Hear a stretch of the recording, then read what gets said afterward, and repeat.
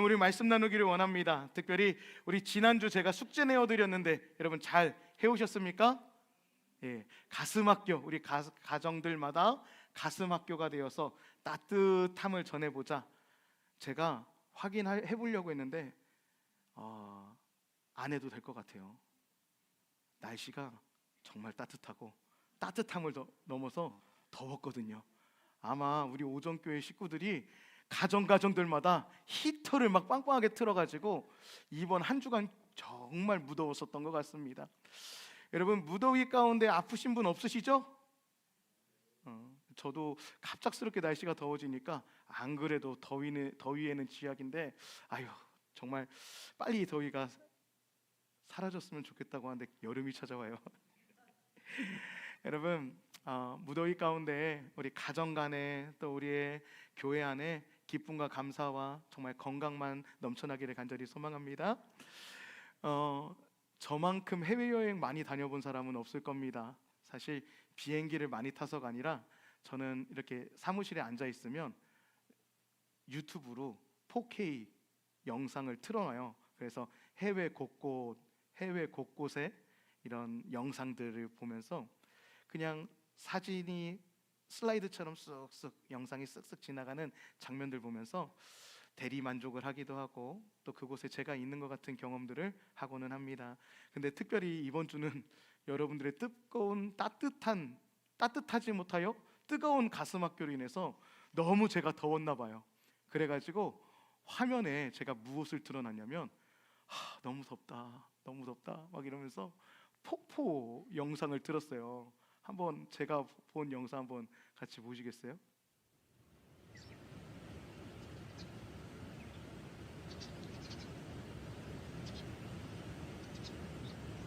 네, 이만큼만 볼까요? 왠지 이 폭포 뒤에서 뭐가 짠하고 나올 것 같은 기대감을 하고 계신 것 같아서 그만 틀어주셔도 됩니다. 이 영상만 봤어요, 이 영상만. 그래서 저 소리도 듣고 물이 떨어지는 소리, 또 자연의 소리, 그 청함과 막 상쾌함 속에서 더위를 이겨내 보려고 몸부림쳤었던 것 같습니다. 여러분 어떻게 조금 해갈이 되셨습니까? 오늘 어제부터 에어컨 틀 준비를 하고 있었어가지고 아마 폭포보다 나오는 에어컨 바람이 여러분들에게 더 시원하고 신선하게 다가올지 모르겠지만 한 주간 이 폭포 영상을 보면서 와, 시원하다 이런 생각을 하게 되는데 이 영상을 보고 또 보고 이렇게 책을 보고 성경을 보고 기도를 하고 자리에 딱 앉아 있는데 여러분, 폭포는 강의 어디서 발생하는 자연 경관입니까? 강의 끝에서, 땅의 끝에서 나타나는 발생하는 자연 현상이더라고요. 뭔가 낙차가 있어서 그 물이 그 수류를 따라서 쉼없이 흘러가다가 끝에 다다르면 어떻게 해요? 낙하 운동, 떨어지는 에너지에 맞춰서 정말 시원하고 청아한 소리도 내고 상쾌한 느낌을 우리에게 주고는 합니다. 근데요, 만약에 그 수류에, 그 폭포 위에 여러분들이 동동동 떠 계시다고 한번 생각해 보세요. 폭포만큼 위험한 것은 또 없을 것입니다. 여러분, 제가 이 폭포 영상을 보면서 폭포를 바라보면서 드는 마음과 생각들이 있더라고요. 우리는 항상 우리의 인생 또 우리의 한 주간의 삶 속에서 나는 예수로 산다, 예수님이면 충분하다, 나는 죽고 예수로 살아가겠다. 여러분, 우리 이렇게 고백하면서 믿음의 길을 걸어갑니다. 열심히 이기고 승리하고 또 앞서가기 위해서 우리는 열심히 그런 믿음의 고백을 하면서 살아가게 됩니다. 근데요, 정작 내 삶의 문제, 정말 내 믿음의 끝에 다다랐을 때, 여러분, 또 내 눈물에 가로막힘이 있었을 때 우리는 어떻게 됩니까? 그 믿음이, 또 그 신앙이, 그 고백이 한순간에 뚝 하고 떨어질 때가 있다는 말이죠.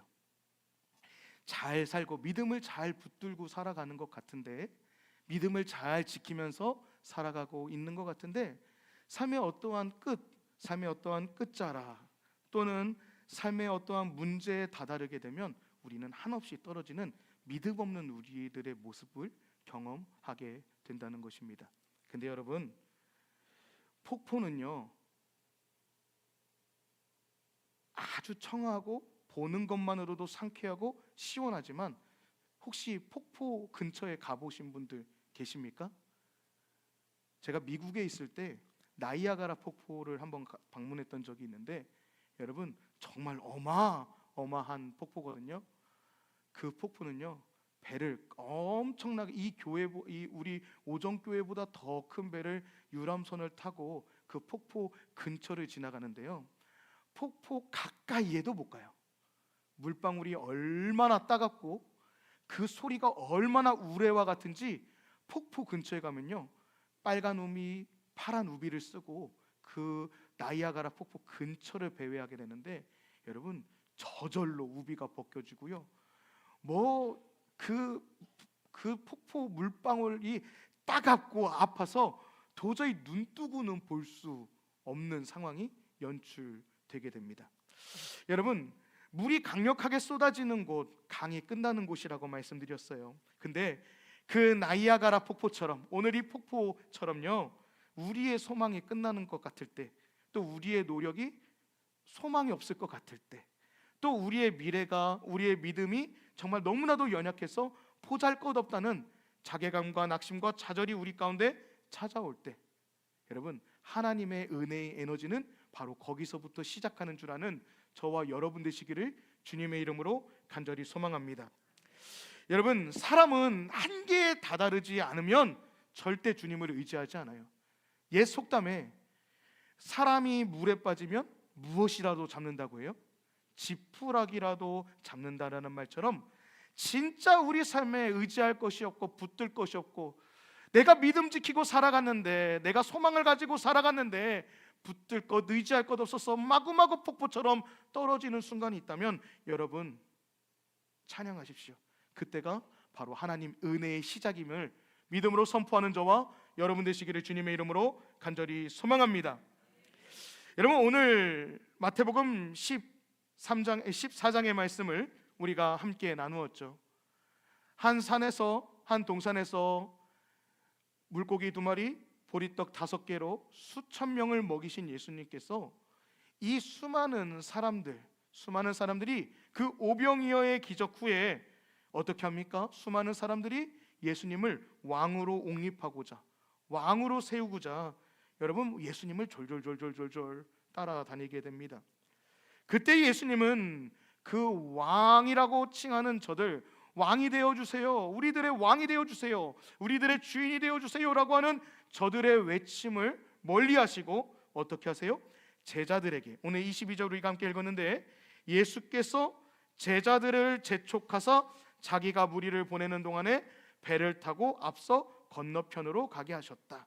여러분, 제자들과 함께 빨리 이 자리를 피하자, 이 자리를 벗어나자라고 하면서 재촉하여 여러분 그 바다를 건너게 하셨다는 사실이죠.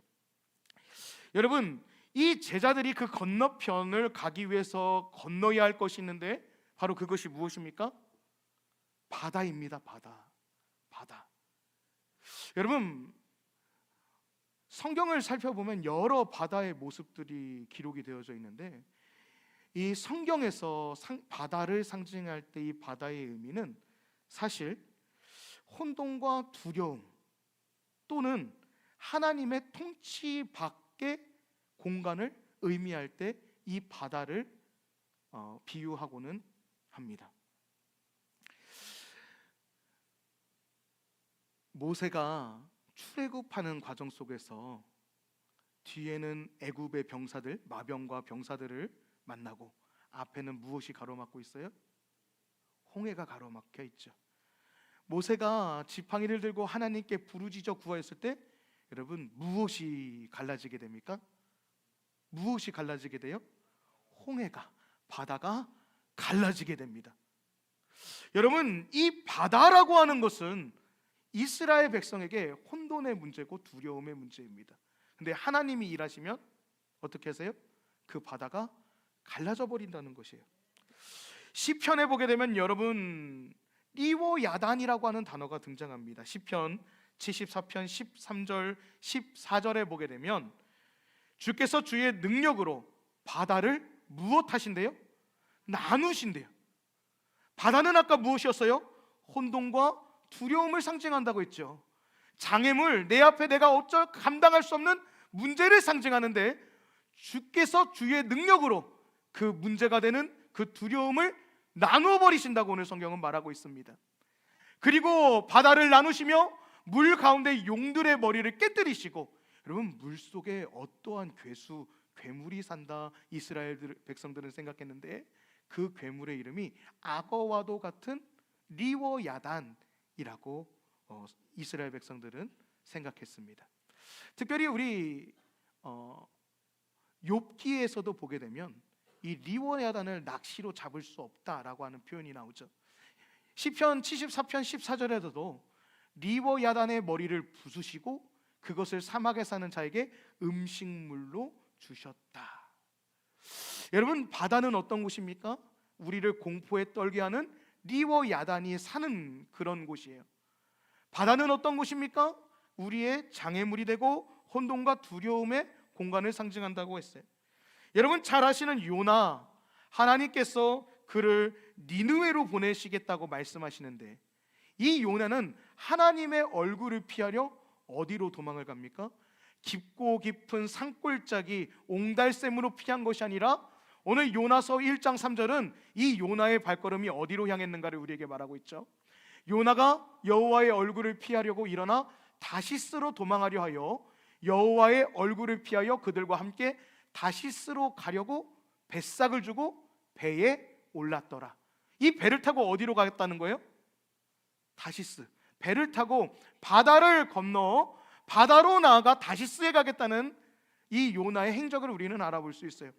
왜 요나는 바다를 건너 다시스로 가려고 했을까요? 이 바다는 하나님의 통치가 임하지 않는 곳, 하나님의 통치가 임하지 않고 혼돈과 두려움으로 가득한 장소라고 이스라엘 백성들은 여겼기 때문입니다. 특별히 여러분 요한계시록 21장 1절에서도 보면 여러분 잘 아시는 새하늘과 새 땅, 제가 이 단어를 써볼게요. 신천지. 새하늘과 새 땅에 대한 하나님이 소망을 주시는데 우리 같이 한번 읽어볼까요? 또 내가 새하늘과 새 땅을 보니 처음 하늘과 처음 땅이 없어졌고 바다도 다시 있지 않더라. 아멘. 하나님께서 새하늘과 새 땅은 주시는데 바다는 뭐가 돼요? 없다고 말씀하세요. 왜 바다는 없을까요? 아까 말씀드렸어요. 바다는 어떠한 상징? 혼돈과 두려움의 상징, 하나님의 통치 밖의 세계를 상징했기 때문에 하나님이 거하시는 하늘과 우리에게 하나님이 축복을 주실 그 땅을 요한은 하나님의 말씀 가운데서 바라보았다. 새하늘과 새 땅은 하나님께서 누리도록 우리에게 축복하셨지만 바다는 잊지 않았다. 이 말뜻을 우리가 다시 생각해 본다면 온 세상 천지가 하나님의 통치 가운데 있는 새하늘과 새 땅의 소망을 하나님께서 요한에게 허락해 주셨다는 것이죠. 여러분 근데 오늘 예수님께서 우리 마태복음 14장 22절에 보니까 예수께서 즉시 제자들을 재촉하셔서, 그렇죠? 재촉하셔서 자기가 무리를 보내는 동안에 배를 타고 앞서 그 바다 건너편으로 가게 하십니다. 여러분 예수님께서 왜 바다를 건너가도록 제자들을 재촉하셨을까요? 이 제자들이 바다에서 무엇을 만나게 될까요? 풍랑을 만나요. 예수님은 이 풍랑의 때를 알고 계셨어요. 우리 요한복음 4장에 보게 되면 예수님께서 사마리아 땅을 지나가시죠. 그 길을 지나가지 않고도 예수님이 가시고자 하는 갈릴리로 갈 수 있었음에도 불구하고 예수님은 온 힘과 에너지를 다 쏟아셔서 그때 이 사마리아 여인을 만나기 위해서 길을 재촉하신 줄, 제자들과 함께 길을 나선 줄 아는 저와 여러분 되시기를 간절히 소망합니다. 여러분 오늘 바다 가운데 제자들을 내보내신 예수님의 모습 속에도 예수님은 재촉하세요. 지금 가야 나의 제자들이 풍랑을 만날 수 있겠다.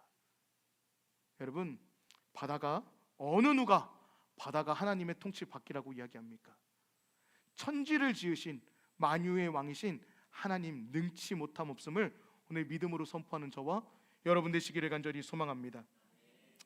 여러분, 예수님이 재촉하심으로 정말 그 바다가 그때에 풍랑을 만들어냅니다.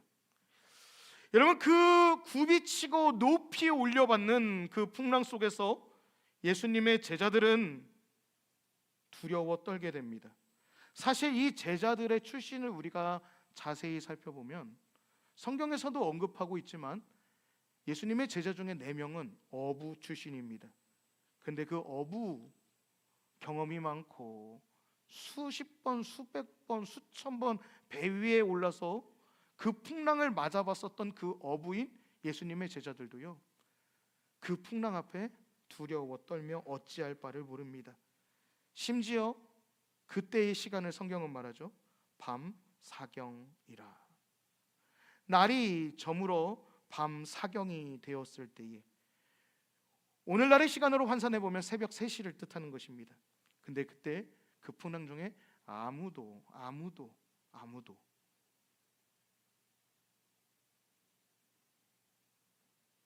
용기를 내지 못하고 그 풍랑 뒤에 숨어 두려워 떨고 있습니다. 여러분, 그때예요. 그때 예수님께서 바다 위를 걸어오십니다. 수많은 제자들이 유령이다, 유령이다 두려워 떨며 말하고 있을 때, 여러분, 마태복음 14장 28절과 29절 우리 한번 같이 한번 읽어볼까요? 베드로가 대답하여 이르되 주여, 만일 주님이시거든 나를 명하사 물 위로 오라 하소서 하니, 오라 하시니 베드로가 배에서 내려 물 위로 걸어서 예수께로 가되. 아멘. 여러분, 많은 제자들은 빨리 풍랑이 그치게 해주세요. 이 파도가 잠잠하게 해주세요. 이 바람이 잠잠해서 이 배멀미에서, 이 파도에서 우리를 건져주세요 라고 소리쳤을 거예요. 근데요, 여러분, 오늘 예수님의 제자 베드로는 어떻게 고백합니까? 예수님, 나에게 명령하셔서 물 위로 오라 하게 해주세요. 그러자 이 베드로가 29절 배에서 내려 물 위로 걸어 누구에게 갔다고 성경은 말합니까? 예수께로 갔다. 베드로의 믿음, 베드로의 요청은 상식 바뀝니다. 여러분, 우리의 삶에 이런 풍랑과 파도를 만나면 여러분은 어떻게 기도하실 거예요? 하나님, 빨리 풍랑을 거쳐주세요. 하나님, 빨리 파도를 잠잠하게 해주세요. 이 문제를 해결해 주세요 라고 우리는 기도하지 않습니까? 근데 베드로는 그렇게 기도하지 않아요. 베드로는 주님 곁으로 나아갔다, 성경은 말하고 있습니다. 주님 곁으로 나아갔다.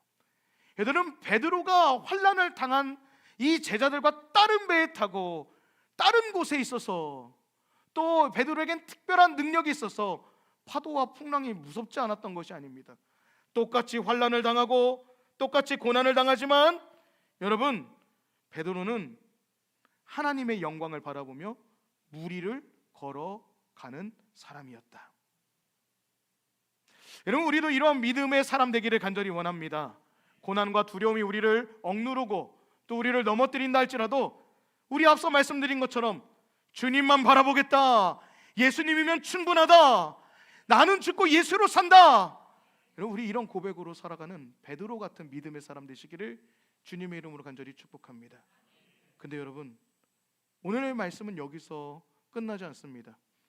베드로의 믿음을 칭찬하시고 또 베드로의 이 기도와 베드로의 이 행동을 우리들에게 보여주시는 것으로 끝나지 아니하세요.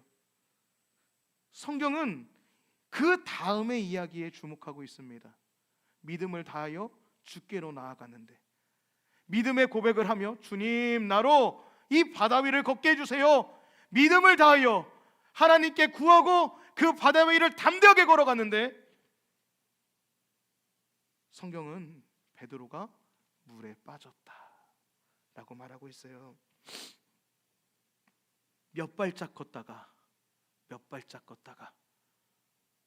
두려움이 그를 엄습해 오기 시작합니다. 몇 발짝 담대하게 걸어내고 그 풍랑과 파도에 맞서서 주님께로 걸어갔는데 얼마 되지 않아 바다에 빠지게 됩니다. 여러분, 우리들의 모습, 아니 저의 모습이 이 베드로의 모습 같더라고요. 설교를 준비할 때, 또 무릎 꿇고 기도할 때는 하나님 할 수 있어요. 하나님 제게 능력 주세요. 하나님 우리 교회에 이런 성령의 불이 임하게 해주세요. 이렇게 믿음을 다해서 기도하는데 일어나서 또 삶의 자리, 우리의 삶의 현장으로 들어가게 되면 또 무너져요. 하나님 그렇게 기도했는데, 하나님 제가 그렇게 믿음으로 고백했는데, 하나님 우리 성도들이 그런 믿음으로 살아가는데 왜 또 떨어질까요? 왜 또 넘어질까요? 왜 또 깊은 수렁과 풍랑과 파도에 왜 또 빠질 수밖에 없는, 하나님 그런 삶을 왜 우리에게 주십니까? 사랑하는 여러분, 바로 그때 우리의 믿음이 바닥을 칠 때, 우리의 믿음이 파도 속에서 소용돌이 칠 때, 우리의 믿음이 파도 앞에서, 풍랑 앞에서 중심을 찾지 못할 때 하나님의 은혜가 시작되는 줄 아는 저와 여러분 되시기를 간절히 소망합니다. 여러분의 성경은 어떻게 고백하고 있어요? 이 베드로가 물에 빠져 두려워하고 근심하고 있을 때, 우리 31절 우리 한번 같이 읽어볼까요? 예수께서 즉시 손을 내밀어 그를 붙잡으시며 이르시되 믿음이 작은 자여 왜 의심하였느냐. 아멘. 여러분, 예수님께서 무엇 하셨대요? 즉시 손을 내밀어 그를 붙잡아 말씀하셨다. 오늘 성경은 말해요.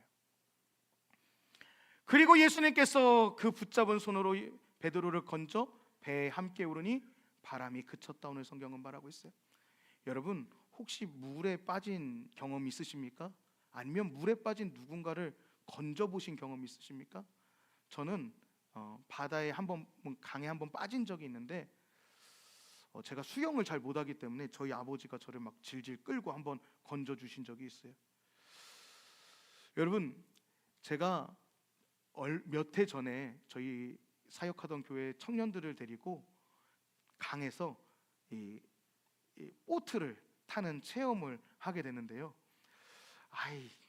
그 인소라는 가이드가요, 저보다도 어린 그 동네 청년 같은데, 자 입수합니다 하더니 하나둘씩 다 노로 이렇게 탁탁탁 해서 그 강에 빠치는 거예요. 다행히 구명조끼는 입고 있으니까 물에 완전히 빠지지는 않지만, 여러분 어떻게 돼요? 혹시 그때 배 위로 올라와 보려고 몸부림쳤었던 기억들 저는 갖고 있어요. 이게 내 맘처럼 물을 팍 차고 올라가서 배 위에 멋있게 안착하고 빠져있는 청년들 건져줄 줄 알았는데, 제가 몸이 무거워서인지 좀처럼 그 강에서 그 붙잡고 있는 물의 무게를 이기지 못하고 꺼내 올라오질 못하는 거예요. 많은 내용들을 보니까 여러분, 물에 빠진 사람들은요, 자기가 살려고 엄청난 괴력이 생긴대요. 여러분, 지금 베드로는 장정입니다. 예수님이요, 손을 내밀어 그를 붙잡으셔서 이 베드로를 건질 때 예수님의 힘이 얼마나 장사하셨겠어요.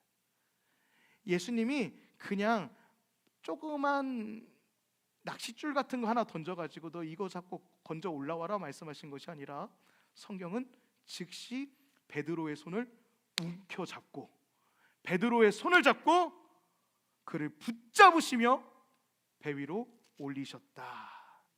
배에 함께 오르셨다. 오늘 성경은 말하고 있어요. 여러분, 우리는 우리의 인생 가운데 내가 기도했고, 내가 믿음을 다해서 살아갔고, 믿음을 지키며 살아가고 있었는데, 뜻하지 않는 풍랑과 파도, 넘어짐과 이러한 기품을 경험할 때가 있습니다. 근데요, 바로 그때 하나님께서 강하신 오른팔로 우리를 붙들어 사용하여 주시는 거예요. 우리가 염려하지 않는 이유는 무엇입니까? 우리가 해를 두려워하지 않는 이유는 무엇입니까? 우리 시편 23편 우리가 선한 목자 되시는 주님에 대해서도 나누었지만 시편 23편을 제가 한번 말씀드려 볼게요. 여호와는 나의 목자시니 내게 부족함이 없으리로다. 그가 나를 푸른 풀밭에 누이시며 쉴만한 물가로 인도하시는도다. 내 영혼을 소생시키시고 자기 이름을 위하여 의의 길로 인도하시는도다. 내가 사망의 음침한 골짜기로 다닐지라도 해를 두려워하지 않을 것은 주께서 나와 함께 하심이라. 주의 지팡이와 막대기가 나를 안위하시나이다. 내 평생의 선하심과 인자하심이 반드시 나를 따르리니 내가 여호와의 집에서 영원히 살리로다. 아멘. 여러분, 하나님께서는 항상 우리와 함께 하십니다. 내 믿음이 다하여 내 믿음을 고백할 힘조차 없을 때, 기도할 힘조차 없을 때, 버티고 견뎌낼 자신조차 없을 때, 여러분, 하나님은 그때 당신의 은혜로 우리를 채워주시는 분이신 거예요. 성경은 말하죠. 즉시. 여러분, 오늘 이 즉시라는 단어와 우리가 함께 살펴볼 단어가 하나 숨겨져 있습니다. 오늘 성경을 보게 되면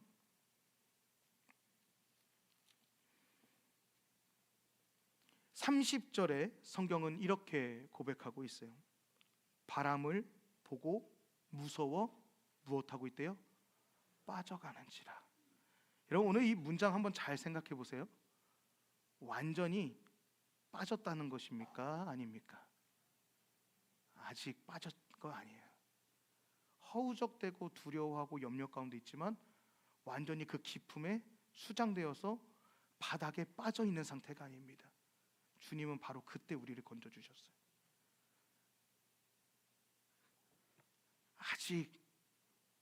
아직 우리에게 주님 앞에 소리 지를 힘이 있을 때, 그 작은 주님 나를 구원해 주세요, 주님 나를 구원해 주세요, 몸부림치면서 소리 지를 그 한마디 외칠 수 있을 때 주님이 그때 나를 건져주셨다.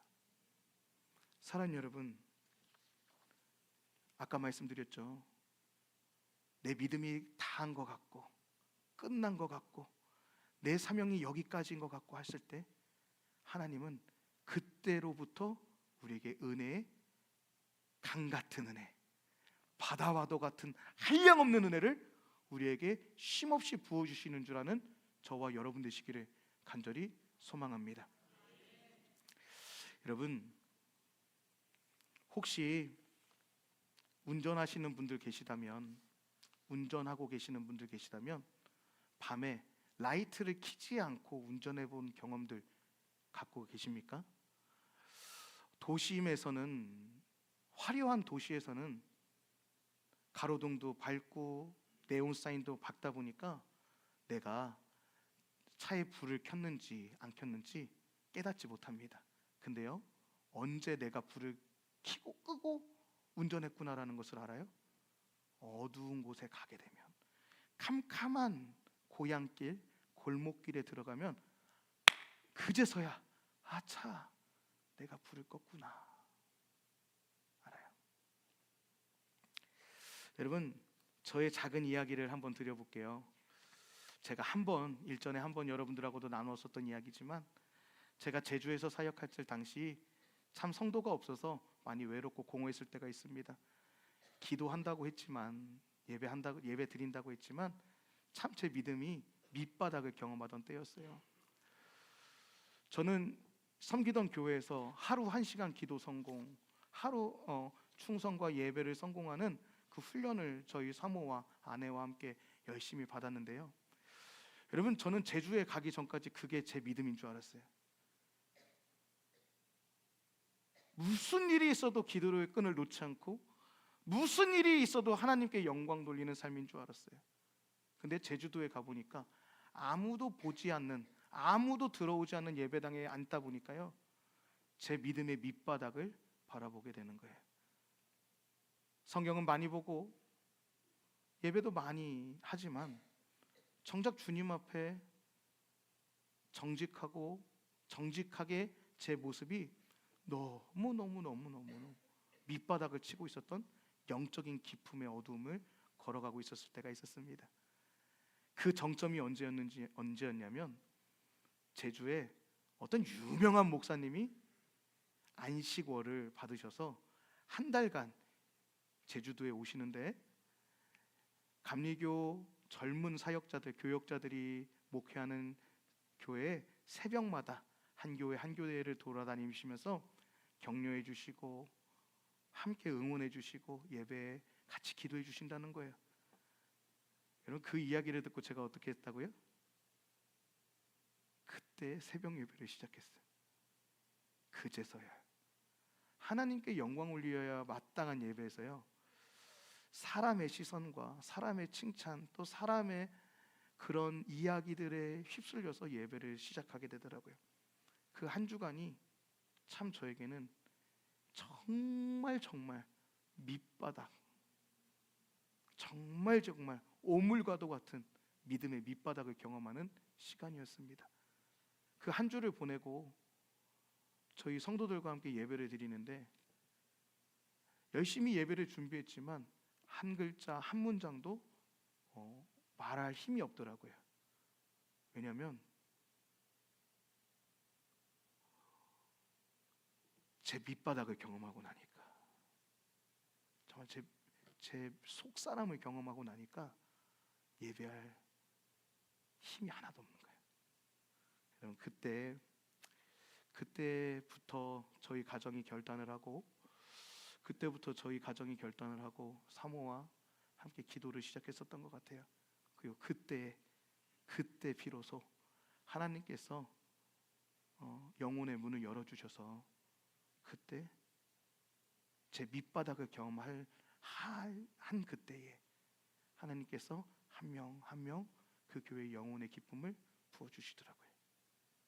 사랑하는 여러분, 우리 모두가 다 믿음을 붙들고 살아가는 것 같습니다. 믿음을 가지고 살아갑니다. 근데요, 때로는 넘어지고 쓰러지고 흔들릴 때가 찾아옵니다. 내 믿음의 밑바닥, 내 믿음 없음에 실상에 부딪힐 때가 찾아오게 됩니다. 근데 여러분, 기억하십시오. 또 선포하십시오. 그때가 하나님의 때다. 내 힘으로 안 될 때,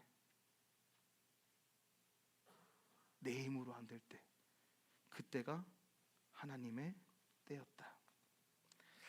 사랑하는 여러분, 오늘 말씀을 통해서 우리가 깨닫고 고백해야 될 것은 두 가지의 고백입니다. 그 침묵, 믿음을 가지고 살아갔었던 그 당시 하나님께서 침묵의 시간이 우리에게 찾아온다면, 여러분, 어떠한 상황, 혼란과 두려움의 바닥 가운데서도 주님은 우리를 붙드시고 통치하신다. 주님이 함께 하시면 일어날 수 없는 그 상황, 감당할 수 없는 그곳에서도 주님이 함께 하시면 우리로 하여금 파도 위를 걷게 하는 은혜를 부어주신다. 사랑하는 여러분, 우리의 믿음의 밑자락에 계신 분들 계시다면, 또 우리의 삶의 상황과 형편 속에서 가장 어두운 터널을 지나가고 계신다면, 오늘 주님이 은혜를 부어주실 때입니다. 오늘 그 주님의 은혜를 구하고 오늘 그 주님의 은혜 가운데 나아가면서 오늘 그 놀라운 축복의 삶을 살아가는 저와 여러분, 우리 간증의 주인공, 우리 오정교회 모든 성도들 되시기를 주님의 이름으로 간절히 축복합니다. 아멘.